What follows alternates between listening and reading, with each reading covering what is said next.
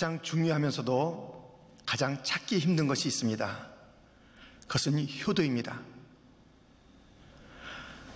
어느 가정은 항상 시끌시끌 한숨과 탄식이 있고요, 어떤 가정은 기쁨과 감사가 넘쳐요. 왜 그럴까요? 그 가정에 효도가 있으면 기쁨과 감사가 넘치고요, 그 가정에 불효가 있으면 원망과 다툼 있는 것입니다. 오늘은 자녀들아 라는 제목으로 성경에서 가르치는 효도가 무엇인지 함께 살펴보겠습니다. 첫째, 순종하라. 본문 1절은 이렇게 되어 있습니다. 자녀들아, 주 안에서 너희 부모에게 순종하라. 이것이 옳으니라. 부모에게 순종하라고 말씀하십니다. 순종하라. 이 단어는 헬라어의 후파쿠에테라는 단어를 사용합니다. 후파쿠에테, 순종하라는 이 단어는 후포, 아래에서라는 전치사와 아쿠에테, 들으라라는 명령어의 합성어입니다. 아래에서 듣는 것. 왜요? 그것을 잘 들어서 행동하려고, 들은 대로 움직이려고 그렇게 아래에서, 곧 겸손하게 듣는 것, 그리고 행동하는 것. 순종하라, 겸손하게 듣고 들은 대로 행동하라. 바로 이 말씀입니다. 부모님 앞에서 자녀들의 기본 자세는 바로 잘 경청하여 듣는 것, 겸손하게 그 말씀을 듣는 것, 그리고 그 말씀 들은 대로 행동하는 것, 이것이 필요합니다. 부모님이 누구십니까? 나를 이 땅에 존재케 한 생명의 통로이십니다. 부모님은 우리의 모든 연약함을 감싸주시고 사랑하시고 그 말로 다할 수 없는 희생으로서 우리를 키워주신 분들입니다. 부모님은 하나님을 대신하여 각 가정에 권위 있는 자로 세워진 자들입니다. 하나님의 대리인으로 가정에 권위를 갖고 있으신 분입니다. 부모님은 그 일생을 사시면서 말로 다할 수 없는 경험 속에 지혜를 갖고 계신 분들입니다. 하나님의 권위가 있으시고 지혜가 있으시고 나를 낳아주시고 희생하신 그분에게 자녀가 되었다면 경청하여 듣고 그 말씀 따라야 하는 것 아니겠습니까? 지금까지 부모님의 말씀을 들어서 손해난 것 한 번도 없었어요.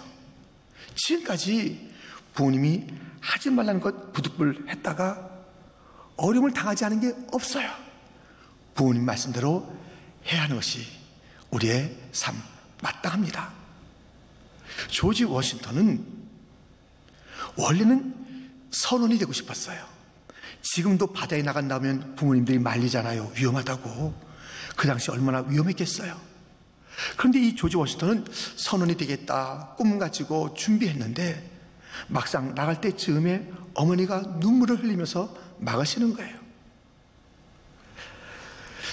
이 어머님의 눈물을 보면서 그는 선원의 길을 포기했습니다. 그리고 또 다른 길을 걷게 됐는데 그것은 바로 군인의 길, 정치가의 길, 놀랍게도 미국의 초대 대통령의 길을 걷게 된 것입니다. 그는 훗날 청년들에게 얘기할 때 이렇게 말했어요. 청년들아, 너희들이 해서는 안 되는 게 있어. 어머님의 눈에서 눈물 나게 하지 말라고. 어머니의 마음에 아픔을 주지 말아야 돼. 어머님의 기쁨이 되고 그럴 때 하나님께 영광이 될 것일세. 이렇게 가르쳤다고 합니다. 우리는 부모님의 말씀에 귀를 기울여야 합니다. 아니, 이 부모님에 대해서 세상에서도 이렇게 절절히 노래하고 있지 않습니까? 나실제 괴로움 다 잊으시고 기를제 밤낮으로 애쓰는 마음, 진자리 마른 자리 갈아니시며 손발이 다닳도록 고생하시네. 하늘 아래 그 무엇이 넓다 하리요. 어머님의 희생은 가히 없어라. 어려선 안고 업고 얼려주시고 자라선 문 기대어 기다리는 맘. 알을 쌓아 그를 뗄싸 자식 생각에 고시던 이마 위에 주름이 가득. 땅 위에 그 무엇이 높다 하리요. 어머님의 정성은 지극하여라. 사람의 마음속엔 온가지 소원, 어머님의 마음속엔 오직 한 가지. 아낌없이 일생을 자식 위하여 살과 뼈를 깎아서 바치는 마음. 인간의 그 무엇이 거룩하리요. 어머님의 사랑은 그지 없어라. 세상에서도 어머님을 이렇게 생각하고 그 어머니의 정성과 희생과 사랑을 노래하고 있는데, 그리스도인 된 우리들은 어머니에게, 아버지에게 어떤 노래를 불러드리고 있습니까? 에베소서는 구원의 장엄한 이야기를 들려줍니다. 창세전에 우리를 택하여서 성부 하나님, 성자 예수님, 성령 하나님께서 역사하셔서 우리를 구원하신 이야기입니다. 그 구원받은 자가 부부는 어떻게 살아야 될지, 자녀는 어떻게 양육해야 할지, 부모는 어떻게 순종해야 될지, 직장생활은 어떻게 해야 할지 가르쳐주고 있는 말씀들이 에베소서에 가득 차 있습니다. 오늘 본문은 이러한 선포를 합니다. 1절 하반절을 볼까요? 이것이 옳으니라. 이것이 옳으니라. 부모에게 순종하는 것이 옳으니라 라고 말씀하고 있습니다.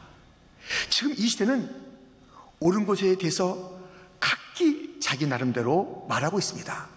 옳은이 뭔지 알아? 내 판단이 옳다고, 내 생각, 내 마음, 내 감정이 옳은 것이지. 어떤 사람은 여론이, 다수결이 옳은 거야.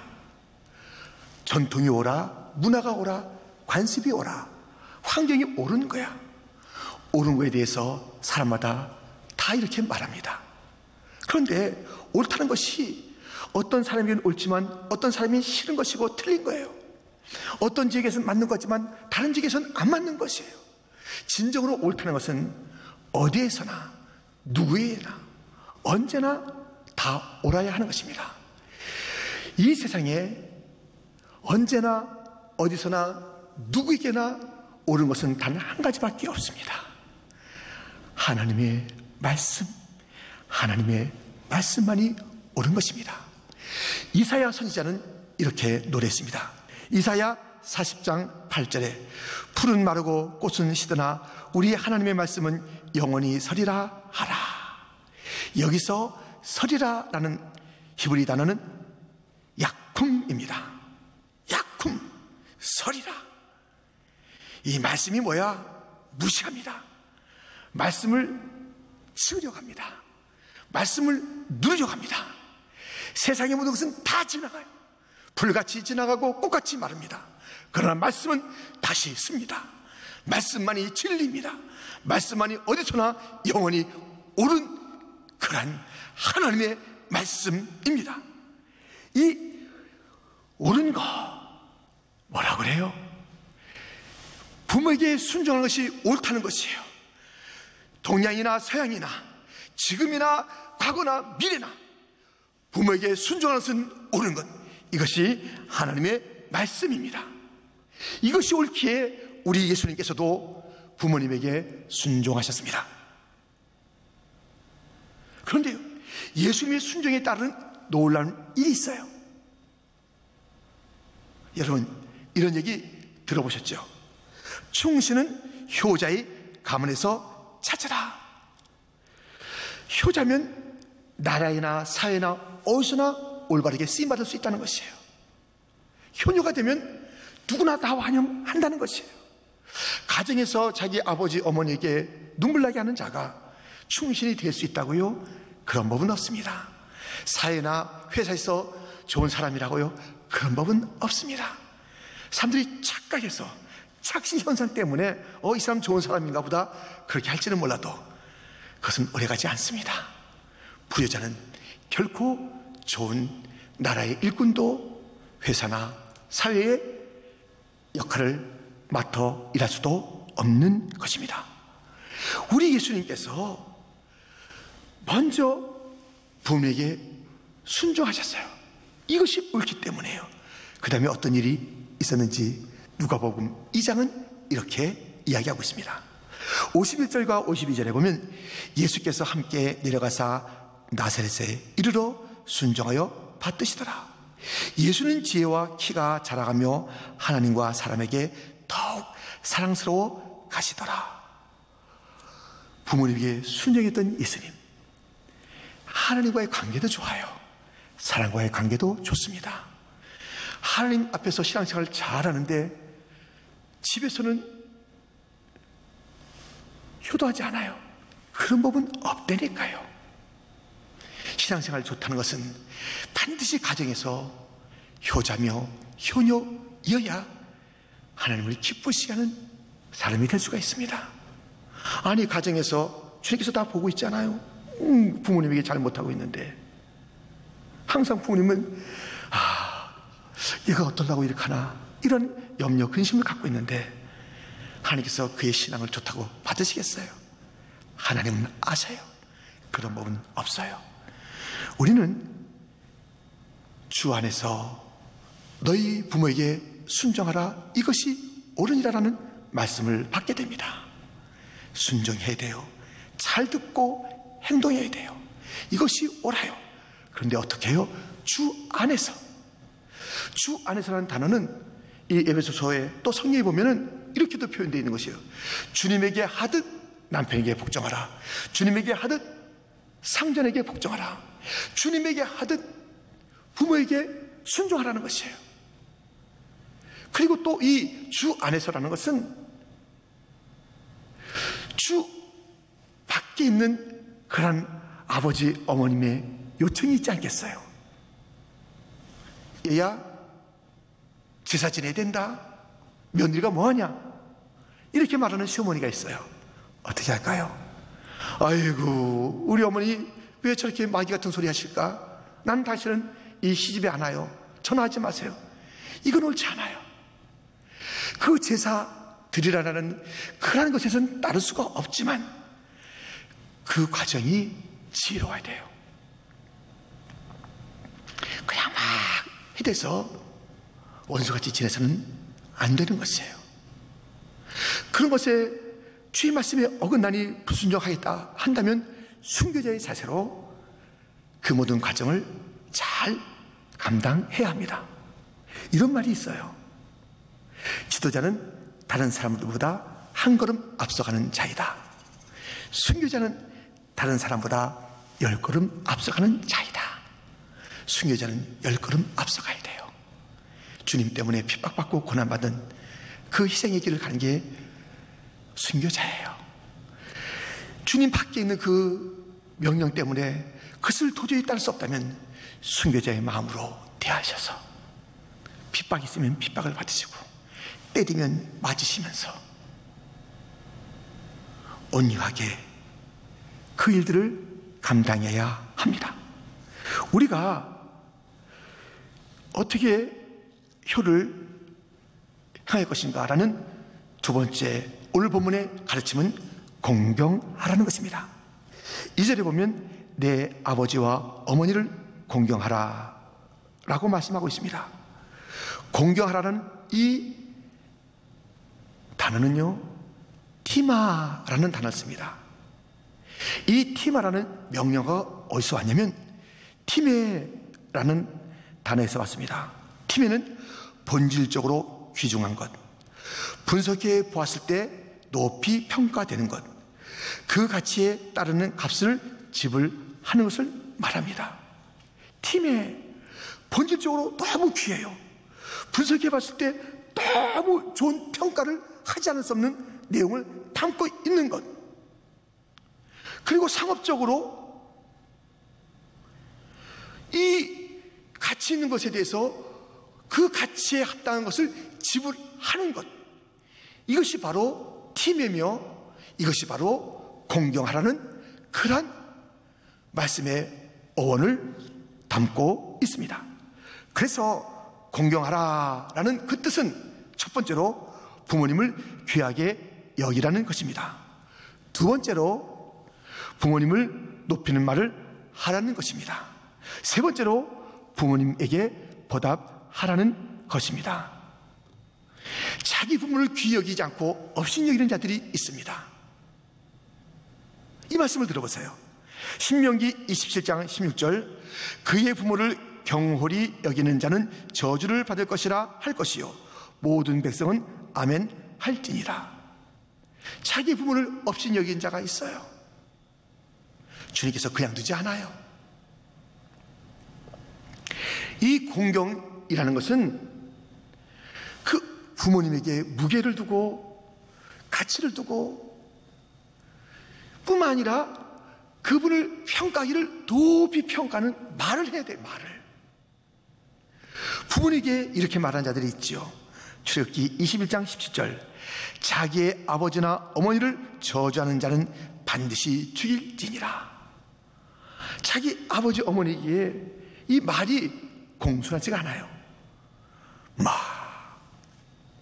틱틱거리고 쌀쌀 맞고, 아니 부모님을 나무라는 듯이 말하고 아빠 엄마가 뭘 알아요, 이렇게 말하는 것.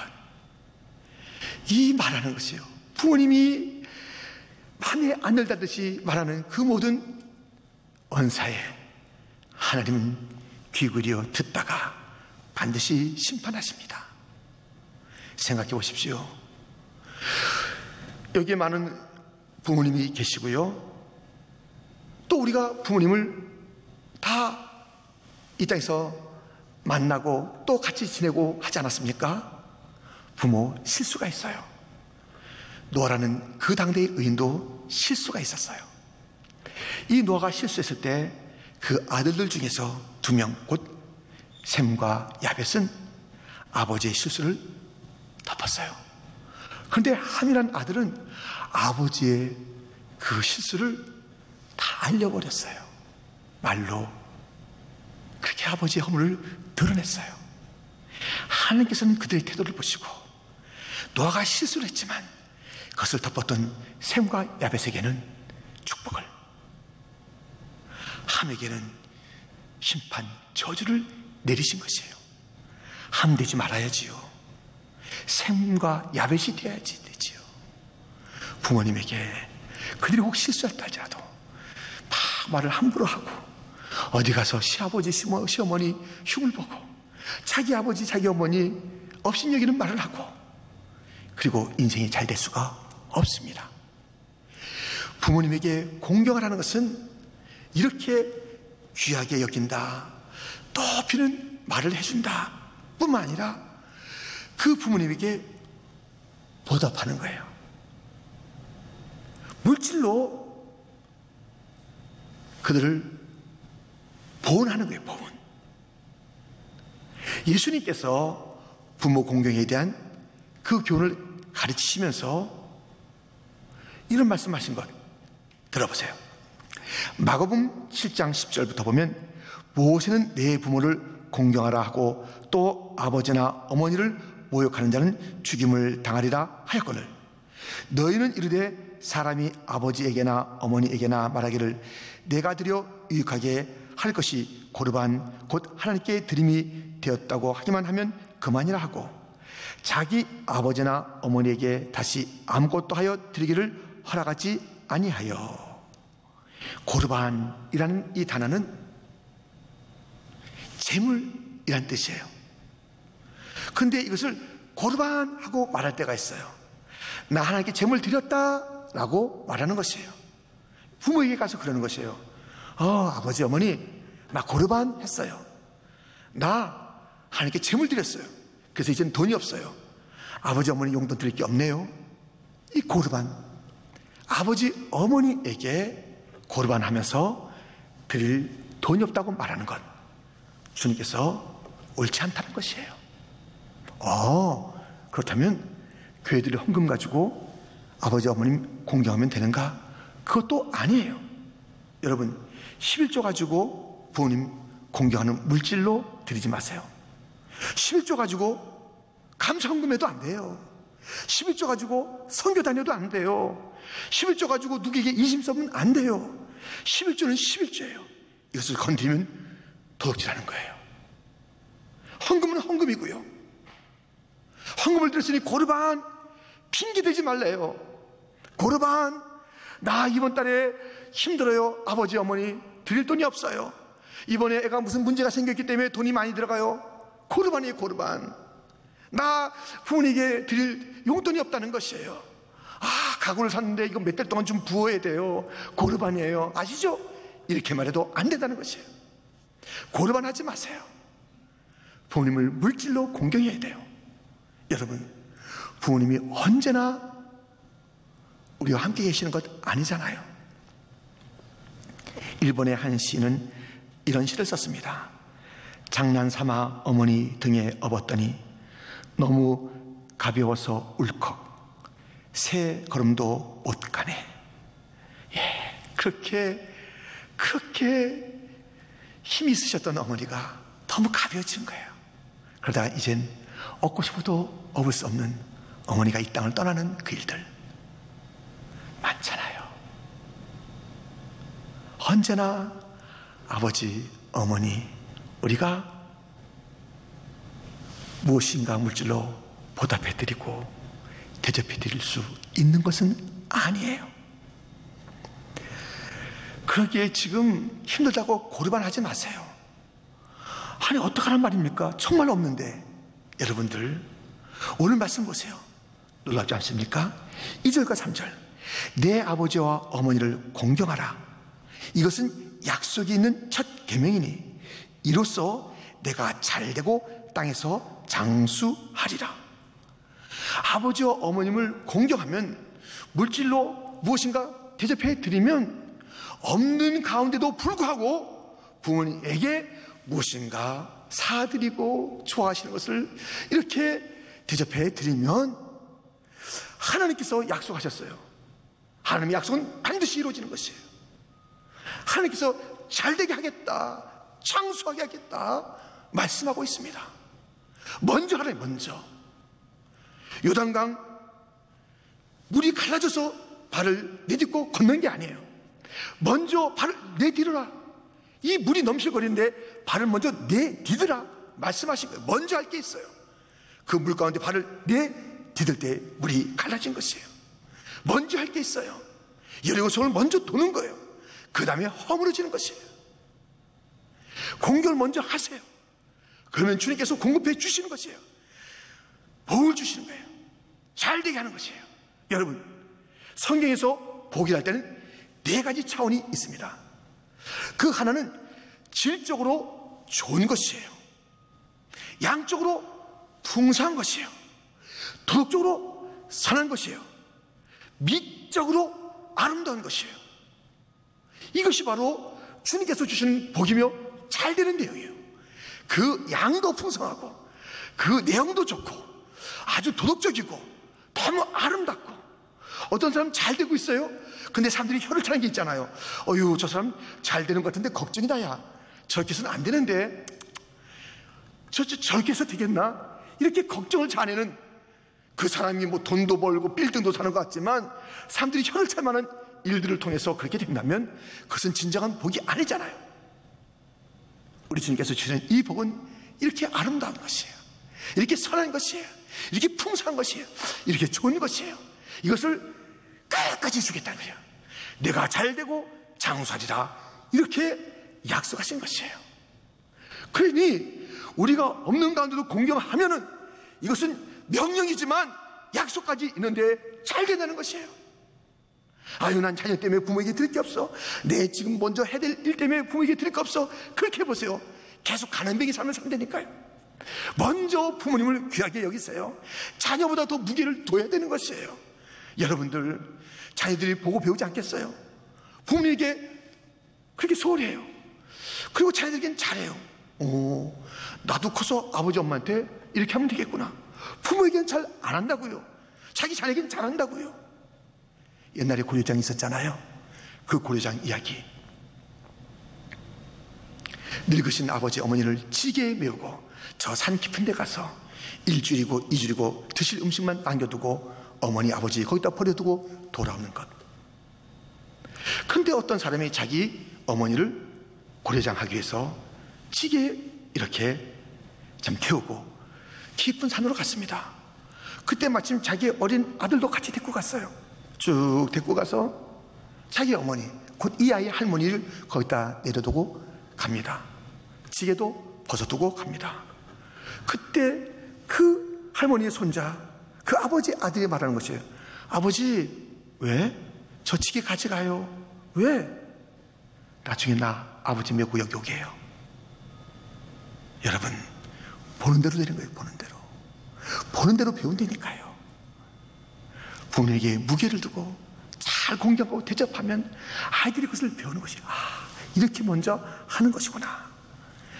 약속이 있어요. 약속. 근데 약속에는 첫 계명이래요. 여러분들, 우리가 계명 잘 알고 있잖아요. 10계명, 출애굽기 20장에 그 10계명이 있어요. 그런데 이 10계명의 순서를 우리가 잘 알고 있는데 다시 한번 보세요.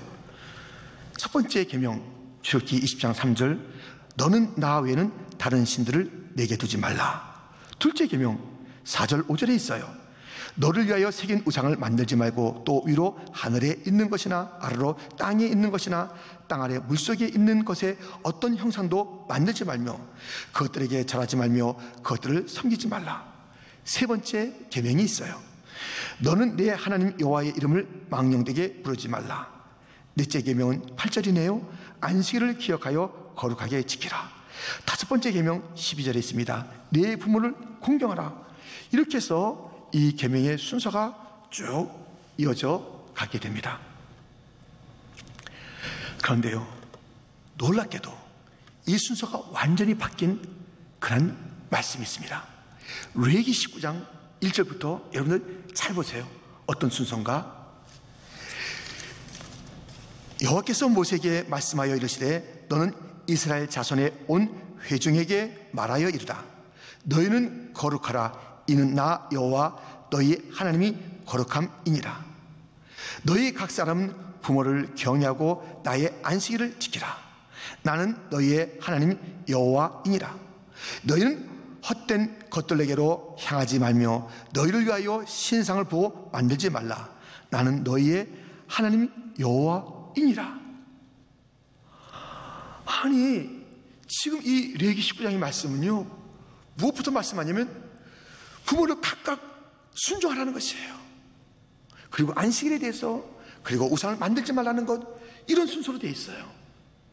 처음에 얼마나 중요하면 우리 하나님께서 나 외에 다른 것을 섬기지 말라고 하시는 그 말씀 앞에 각 사람은 자기 부모에게 순종하라, 공경하라, 경외하라고 가르치고 있습니다. 각 사람이 할 일이에요. 이 순종은 그냥 누구에게 떠맡길 것이 아니에요. 당신 친정가? 간 김에 뭐 해드리고 와. 나는 지금 바빠서 못 가. 이렇게 하면 안 돼요. 시집일이니까 당신이 알아서 하세요. 이렇게 해도 안 되는 것이에요. 자기의 아버지, 어머니, 시집의 어른들, 처가의 어른들 각각 다 자기 자신이 순종하고 공경해야 돼요. 주님께서는 그것을 보고 계세요. 그것을 기뻐하세요. 이 부모에게 공경하는 것 얼마나 귀한지 알 수가 없습니다. 여러분, 우리는요, 오늘 말씀을 통해서 부모를 순종하여 받들도록, 부모에게 공경하여 그에게 정말 귀중한 분입니다, 정말 최고세요, 그렇게 태도를 통해서, 말을 통해서 뿐만 아니라 우리가 물질을 통해서 그분들을 봉양하고 공개하는 것이 필요하다고 말씀 나누었습니다. 여러분, 어머니, 아버지 보고 싶지요? 저도 보고 싶어요. 그리워요. 특별히 어머니가 불러던 그 찬송이 정말 많이 생각나요. 우리의 찬송가도 그 내용이 있는데요.